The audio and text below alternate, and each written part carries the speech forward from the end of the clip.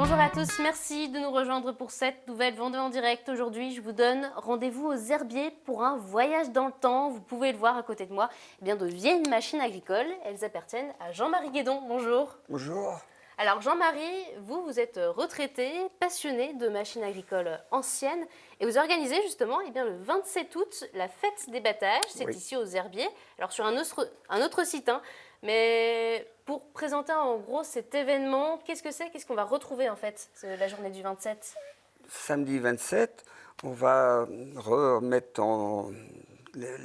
comme autrefois, les années 30, 40, 50, faire voir le battage, le travail de la terre. Battage avant tout. Alors le battage, pour ceux qui ne sont peut-être pas issus avec du des milieu batteuses, agricole, c'est quoi? on bat du blé qui a été fauché avant, qui a été fauché à la lieuse. Donc il faut des gerbes comme on peut voir ici. Et ensuite, il y aura le battage, 2 ensembles de battage. Et il y a aussi donc les chevaux, labour avec des chevaux, labour avec des bœufs, le sciage du bois, parce que le bois c'est très important. Et donc, puis plein de petites. Des tracteurs, bien sûr. Et des tracteurs qu'on peut voir aussi ici. Il y en aura quand même une centaine de tracteurs exposés. Pas trop vite, Quelques-uns tourneront. Pas tous, parce qu'on ne va pas tous les faire tourner. L'idée, c'est quoi? C'est de faire découvrir aussi l'évolution du monde agricole, faire voir au public, mettons, 100 ans d'évolution, quoi. 100 ans d'évolution. Parce qu'il y aura une expo de tracteurs d'hier à aujourd'hui. Et donc cette expo, c'est une allée. Il y aura des vieux tracteurs, puis des récents. Et donc le nom de cette allée, ça sera le sillon du progrès. Qui est assez significatif quand même. Oui. Alors, quand vous dites les tracteurs d'hier, par exemple, je ne pense pas que ce soit hier, il y a 10 ans. Le plus vieux, 1935. Donc assez ancien quand même. Ouais. Mais ces tracteurs, ils viennent d'où? Là, ce sont non, les vôtres, on est des collectionneurs qu'on rénove nos engins. Parce que souvent, c'est mon cas, c'est des épaves que je retape. Parce que là, ils ont l'air tout neufs. Ils sont anciens quand même. Ils sortent d'usine. Mais il y a quand même un écart de 70 ans, bientôt. Parce que là, vous les retapez en fait, vos tracteurs. Oui, il faut tout les reprendre. Il faut reprendre le point de vue mécanique. Alors donc c'est ça qu'on expose là-haut.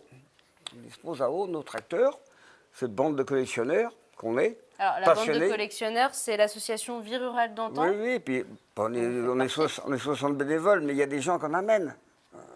Des gens qui amènent un tracteur, 2. Ah bah oui, tiens. Il y en aura combien au total? 100, environ 100. Une centaine? Oui, environ 100. Et tout ne tournera pas. Parce que au niveau sécurité, il faut faire attention. Oui, c'est juste vraiment exposer et faire voir. Quelques-uns vont fonctionner. Mais déjà, c'est ce qu'on vous disait tout de suite, c'est pour faire voir un peu, il y aura des tracteurs modernes.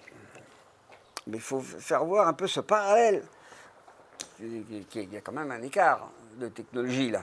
Alors de toute façon, on le sent, les machines anciennes, c'est une passion pour vous. Vous en avez plusieurs, il y en a là, même encore derrière. Je ne suis pas le seul, il y en a d'autres. Ça vous vient d'où cette passion? Pourquoi? Je suis né dans le milieu rural. Donc dans le milieu rural. Et vous êtes né ici ici là, on ne voit pas la façade de la maison, on peut la voir sur la. Je suis milieu rural et mon idée c'était d'être mécanicien, machine agricole. Voilà. Et donc depuis vous entretenez cette passion Alors c'est pas seulement des tracteurs, vous avez aussi d'autres objets qui seront aussi exposés à la fête des battages. C'est bien de là-haut, oui, la miniature. Il y aura de la miniature, un ancien forgeron qui fait des petites miniatures. C'est pas des trucs achetés. Alors des miniatures une petite charrue qui est longue comme celle-là. Par exemple comme celle-là, qui est longue comme ça. Et puis un autre, c'est surtout de la boiserie.